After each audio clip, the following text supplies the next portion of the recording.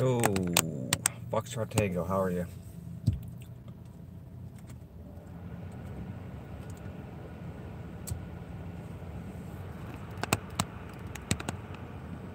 Hello, hello, hello. Hey, Carlos. So I just wanted to get some of this stuff out of my head. I don't know how many people have been keeping up with that Houston Police Department raid where Mr. Tuttle and his wife, Mrs. Nichols, were murdered in the botched raid. But the more that seems to come out about it, the more disturbing it is. And it seems like it hasn't gotten really much play in the mainstream media after the initial sort of big coverage, because five police officers were wounded. But sort of as I understand what's happened thus far, someone essentially swatted them by calling 911. If you don't know what swatting is, that's a thing that gamers do to each other. So, you make a 911 call. Actually, they don't usually do a 911 call. Usually what they do is call some other way, like through some other means, because they're not usually in the same city or the same location as the people that they're trying to do this to. But essentially what swatting is when you go and you contact the police and you report like a serious crime is taking place. The examples people have done before, saying like, I'm suicidal and I've got my sister tied up here, I'm about to shoot her, but essentially provoking a response that calls in like a SWAT team. And so that seems to be kind of what happened here. Someone called 911, said that their daughter was in the Tuttle's house doing drugs and that he had guns there. And after that, I guess Detective Goins, who has this long record of doing things wrong, he shot a guy in a road rage incident one time, when the guy had his daughter in the car, shot the guy from a moving vehicle. He had another incident where when he was on a drug raid, he actually got shot in the cheek because he was pissing in this guy's yard, and the guy came out and confronted him, and then the guy ended up going back inside of his house and getting his pistol and then shot Goins, and he didn't, the guy that shot him didn't get charged. But so essentially they got swatted, and that was enough to get Goins to go out and fabricate the evidence. It sounds like he went and had a confidential informant go out and purchase heroin, and then they showed up, and then they got a warrant to do a no-knock raid, and then they showed up, and he showed up at the raid site with the heroin in his car, that wasn't logged into evidence, and a weapon that wasn't logged into evidence. And then they performed the raid. They killed the dog. They shot both the Tuttles, and then essentially they left. And then the officers were wounded, and whether the officers wounded themselves or Tuttle defended himself, that's still unclear. But either way, they retreated from the house, and then they left Tuttle there for hours to basically bleed to death. And then they shot him again just to make sure that he was dead. And so, and really the only reason we kind of found out about it was because it was a big news story, because there was 5 officers that were wounded. And, Chief Acevedo immediately, used that press conference to sort of, decry like how dangerous policing is. And then I can't remember his name. Joe Grimaldi, that's right. Joe Grimaldi, the guy from the police union, used that press conference to attack basically what people are like First Amendment auditors, or people that do police accountability. Hey, Noli. And so after their press conferences, then actually some more information came out, right? And then we found out, well, there were not really any drugs in the house, like a slight amount of cocaine and some weed, you know, not a big stockpile of weapons.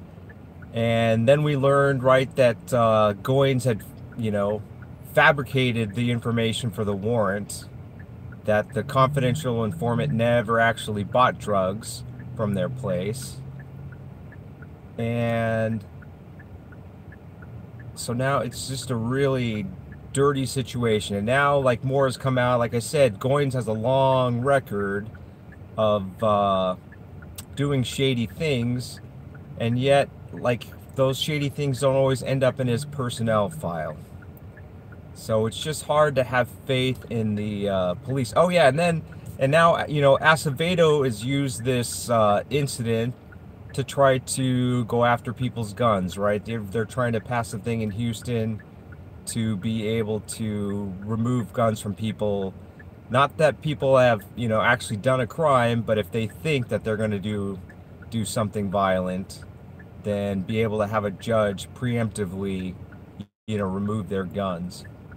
And so, if you guys don't already watch Justin Pulliam, he's done a lot of good information of pulling out public records, and so getting like the phone calls that were made and the radio traffic, and he was the one that originally got the information that sort of broke out that you know, that the warrant was bad, and that the confidential informer didn't actually go check his stuff out. Yeah, but it's just a scary situation when you think about the cops just being able to, you know, come and break into your house, kill everybody in there, and, you know, they had no body cameras on, which I believe is a violation of Texas state law. But you know, the worst thing is, it really, Goins was ready to frame them, right? He had drugs in his car, he had a weapon in his car, and so it really looks to me like he was ready to frame them. So, I mean, had they gone in there, shot and killed the Tuttles without having to retreat, they would have just planted their evidence, and then, you know, the Tuttles would be the bad guys, the criminals, and they would have totally gotten away with it.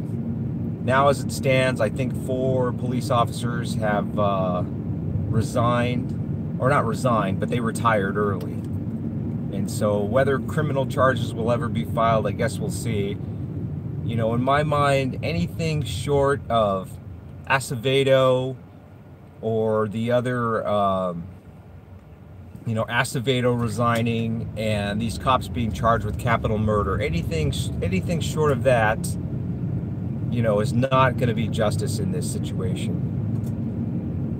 Yeah, then I guess we could talk about Joshua Martinez. Anybody who hasn't kept up with that, on Tuesday, I guess he went to his probation meeting, and there was some controversy because he said that, you know, he wasn't sure if they would be able to search his entire house, because where he's living with his dad, he also lives with his siblings also, and he told them he wasn't sure if the, you know, siblings would allow them to search the whole house, and that led to him being put into handcuffs and then going back to the house, and 8 POs searched his place, and apparently they violated him for having access to weapons, which one was a baseball bat, one was a fireplace poker, and then a knife, like a multi-tool knife. And so he's got to go in front of the judge, right? They'll have a revocation hearing, so they're going to try to revoke his probation, and that's scheduled for April 14th at 8 a.m. I believe it's April 14th. And so I don't know that there's a mechanism for him to get out before then.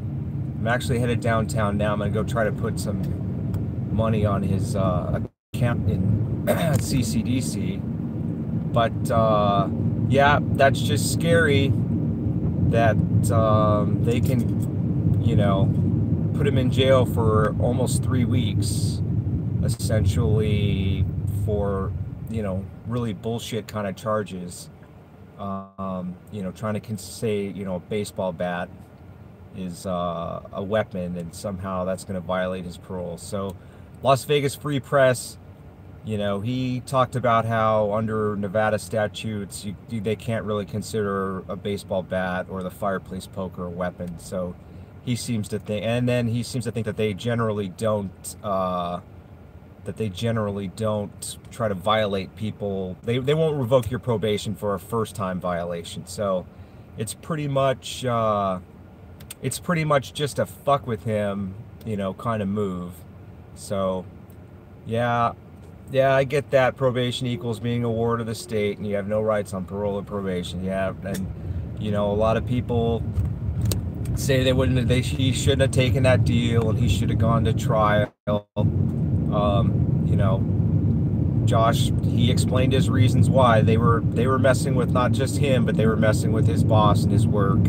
And so for him to go fight the system is one thing. For it to spread to other people, he wasn't really down with that. So, but again, like you're saying, once you,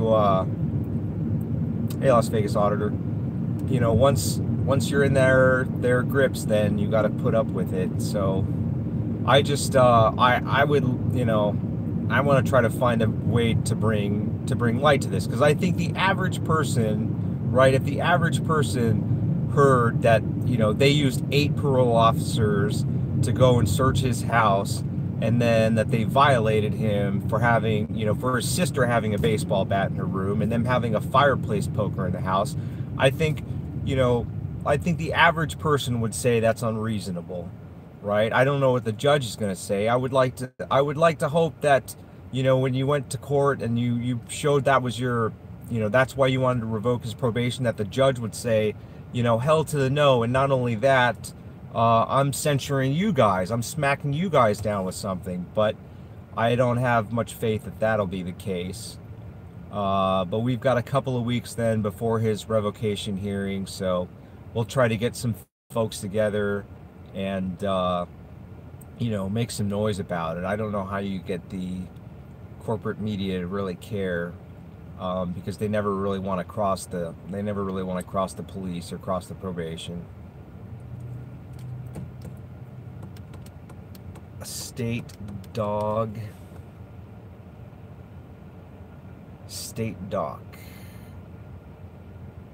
I don't know what that is. State doc.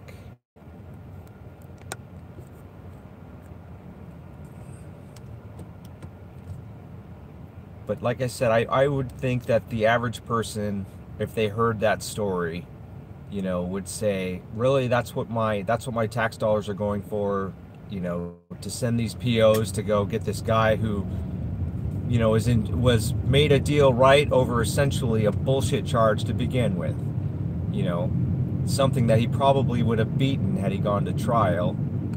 But instead now, it's costing the state money to do this case, and now they're going to have to go to court, and all that stuff costs money. So is it really, and the court, and every part of the system here is strained. The Clark County Detention Center has too many prisoners in it. The court system is clogged up. There's probably not enough parole officers to actually keep track of the people that really are bad. Yeah, his hearing is April 14th, I believe. It's either the 14th or the 15th at 8 a.m. I'd have to look again at my notes, but I believe it's April 14th.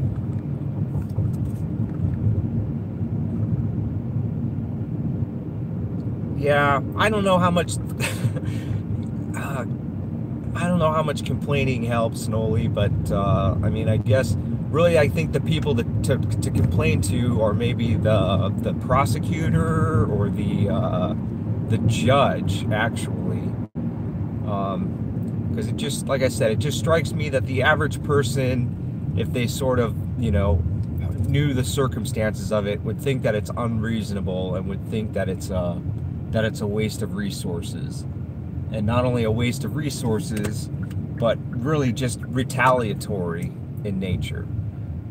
But, it's all scary. It has a really chilling effect on, everybody. Because, oh, they closed off the secret lot. Wow, so forever we were able to park in this lot for free in front of the city hall here, and now today I showed up there and they put up Jersey rails and a big sign, so I'm probably just gonna have to park up here somewhere closer. Let me try to see some of these questions. The reason that the longtime felon was taken by one officer to the medical center and was able to get away. Yes, that guy, and actually I have a story about that. I was driving on Maryland Parkway that morning, and there was clearly there was an accident on the left-hand side of the road. I saw this Prius that looked like it got smashed in the back. It got hit from behind, and there were cars pulled over to the side on the right, and there was a guy standing there in the street. He looked like a landscaper or something, but he didn't have a vehicle. And I was wondering, and so at that point there was one police car on scene, and then as I drove past, there were other police cars with their sirens and driving at high speed to that, and I was like, wow, that's weird. Why are these reacting like this to what essentially looks to me like a fender bender, like a minor accident? And then I saw on the news that there was the officer-involved shooting, and they showed video of the accident scene. And so, what had happened was that guy, they were at the Steinberg Diagnostic Center, and a guy pulled up in his truck, like the landscaper in his work truck, and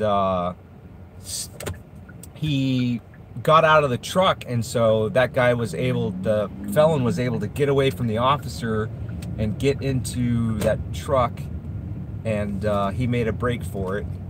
I guess he's seen too many movies, because I don't see how you would ever think it would be a good idea to try to run away, because they're gonna catch you one way or another. It's just inevitable, it seems. But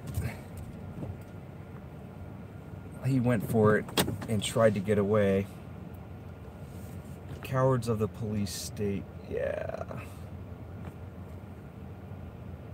Correction officers allegedly do not have body cams. Yeah, I didn't. I saw the preliminary details. I went and looked at that, but they should actually have had a press briefing. When did that happen? Tuesday? They got to do it within 72 hours. So if you go up to the LVMPD YouTube channel, they probably have they probably did the press conference, or they'll do it soon. Yes, and so that officer, he shot 3 rounds into that truck, hit that guy in the shoulder. Oh, they did it yeah, they did it this morning. So it'll be up there on the YouTube channel then if anybody wants to see that. Speaking of officer-involved shootings, I watched the one from, I believe it was number 5 or number 6, where it was the domestic violence case, and the sister called the cops on her brother. He was waving around what it turned out to be an empty pistol, threatening the father with an empty pistol, and they showed up and they discharged 18 rounds, and only one of them struck him, but that one round was fatal. And it essentially seemed kind of shady to me, because usually they show quite a bit of the body cam footage, especially when it exonerates them. They make sure that they show you every angle, and they show you, that you can see things clearly. And in this case, they showed you one small snippet of footage, and it was from one of the officers who he had to be 100 feet away. Like, you couldn't see anything. You couldn't see that the guy had a gun. You really couldn't see anything. And all I got out of the video was someone initially took a shot, and then after that, there was, there was maybe a second or two of pause, and then the other like 16 or 17 shots went off. And they never showed like the guy pointed, because really what they said was that he pointed the gun at one of the officers. And it just, I don't understand, when you have cover, right? You're hiding behind your car, and basically very little of you is exposed. The guy's got a little shorty revolver, and he's, 100 feet away from you. Like, incredibly, how much of a threat? Like, he's not in a good position. He's not in a stance aiming at you. Even if he were to point it over at you and shoot, most likely it's not going to be an accurate shot, not accurate enough to just hit, basically your little head is sticking out or whatever. It's yeah, but you saw that Las Vegas auditor, right? It was like, essentially that video showed you nothing. It struck me as that's probably like, they didn't show the other footage because it didn't really, they couldn't show the guy actually pointing the gun at somebody. If they had video of him actually pointing the gun at one of the other officers, then they would have shown it on there. But it was a really short press conference. They didn't, have a lot of video. He didn't take a lot of questions. It was just, they were in there and out of there. Which, it reminds me of one of the worst swatting incidents that I heard of. This guy was down in Texas, and somebody called the cops on him, reported that he had a weapon, that he was suicidal or whatever. And so he just went to his front door and opened up the front door, and basically a cop who was across the street from him with a rifle pointed at him shot him when he sort of reached down or something, and he didn't have a weapon. But again, it's a kind of situation where it's like, hey, the guy, even if he had a gun and he pulled it out, like, what's he gonna do? You're across the street, behind your vehicle. What's he really gonna do? How much of a real threat is he? Hey, camera.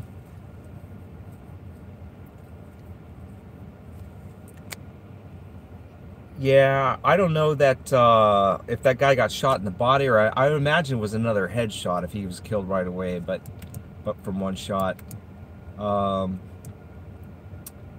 I guess that goes back to, I don't know how many people have ever seen, there's people that go and post comments about this guy, David Grossman, and he's a police trainer, and essentially, they drill into these cops' heads through this training that they have to come out on top in every situation, that they have to win, that they have to make sure that they come home safe, that they win the fight, basically.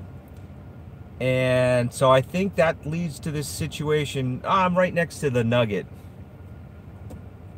Yeah, Las Vegas Free Press and I are going to go watch these cars get smashed up. Demolition derby here, and then we're going to go cop watch after that.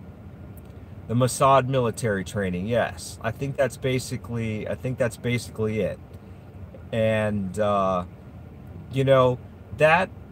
that come out on top, win it at any cost, don't risk your life at all sort of mentality, has led to these situations like that poor guy in Arizona that they shot in the hallway. Shoot or don't shoot scenarios. I have I have seen a few of those. And generally I think those scenarios are generally more like weird than what you run across in the real world. Usually those shoot and don't shoot scenarios, they're trying to trip you up, like to sort of maybe get you to shoot the innocent person, and sort of discount like the person that looks like they would just be innocent or they would be a victim, and maybe ignore the threat that's right in front of you.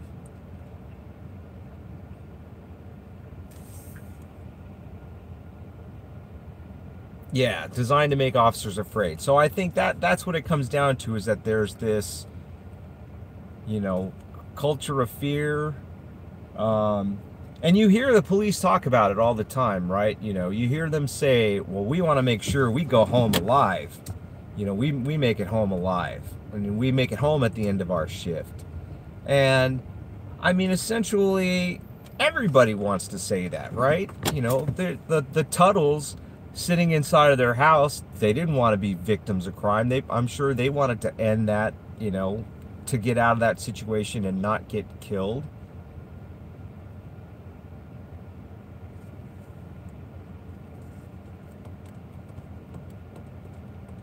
Across a different officer, yeah. Farrington. So I don't know what the answer is.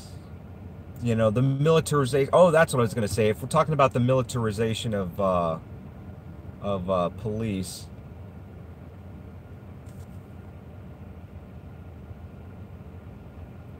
I don't believe Josh has been released. I can't say that 100%. But my understanding was that he needs to go in front of the judge because they're trying to revoke his probation, and so I'm not sure. I don't think he's able to bond out until until they have that hearing. But I could be wrong. He could have bonded out. I guess I could go look on the website. I was gonna go put money on his account here while we were down here. But if anybody's interested in a movie about actually sort of that touches on that topic of the militarization of police, I watched a really good documentary the other day that's called Peace Officer. And essentially this guy was the sheriff in this town. He ran for sheriff like in the 70s. And in 1975, he started the SWAT team there. There was that was kind of a new thing, to sort of answer to like I don't know what they called the terrorists back then, the Black Panthers, other like militant groups, was to have these officers that were trained to do, hostage rescue and to deal with people in boarded up situations. But, SWAT became a big thing. And they actually, when I was a little kid, they used to have this TV show, SWAT, and used to watch that and thought, oh, how great, all these guys running around, rappelling off buildings and breaking into windows and all of this good stuff. And but anyways, so this guy started the SWAT team in 1975, and then I think it was 30 years later, the SWAT team in his town killed his son-in-law. His son-in-law was suicidal, had gotten into a fight with his wife, assaulted his wife, and so he was suicidal, sitting out in his truck, with a gun, and they ended up using CS gas on him, sting balls, pepper balls, flashbang grenades, all of this good stuff, and then they ended up shooting him and killing him. And so this guy sort of, this documentary reflects on the militarization of police, and they talk about, some of what we're talking about, how, officer safety and the fear factor has become a thing. But I always just hit back with the idea that, police officers murder citizens at a rate 100 times the rate. I shouldn't say murder, okay? They shoot civilians at a rate 100 times as often as they get shot. And so the idea that people are out hunting cops is kind of ridiculous. They kill like 1,000 people a year, and usually about a dozen or so, you know, get murdered by getting shot in a year. You know, we've had, usually though, when those cases do happen, right, they're really high profile. Like 4 or 5 years ago, we had a couple of officers. Actually, that was during the Bundy trial. More than 1,600.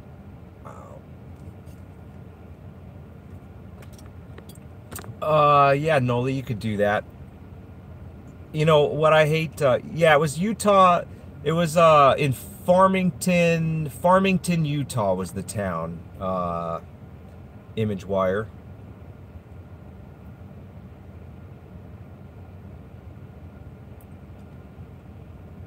Yeah, Noli, if you wanted to send me another $5, I hate putting money on people's account because they basically, I don't know what the amount is, but it's like 18 or 20%, you know, fee basically they charge. So if you know, put $20 in, then they take $3.60 or $4 out of it. Yes, Peace Officer, that was where I watched it. I also watched another movie, another documentary that Prince Vegeta suggested called Cop Watchers. And that show was sort of inspiring and yet depressing at the same time.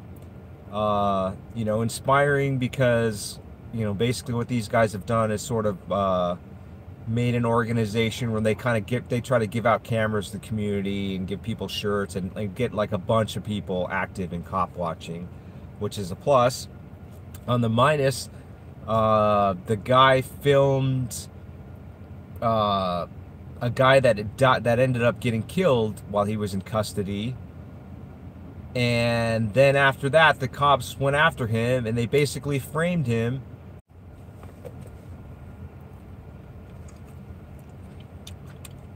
Okay, sorry, just got a phone call. Las Vegas Free Press just called me. So, yeah, let me go back to PayPal. Free Fallen, PHREE PHALLIN @gmail.com. And yeah, send me. So I'll put a little more on for Josh. Freefallen @gmail.com. PHREE PHALLIN @gmail.com. Anyways, nice hanging out with you guys. I know I haven't been on very much. I've been trying to work and make money. Yep, without the G though at the end. It's just an N at the end without the G. So Free Fallen, but without the G at the end. Anyways, thanks for watching, and you guys have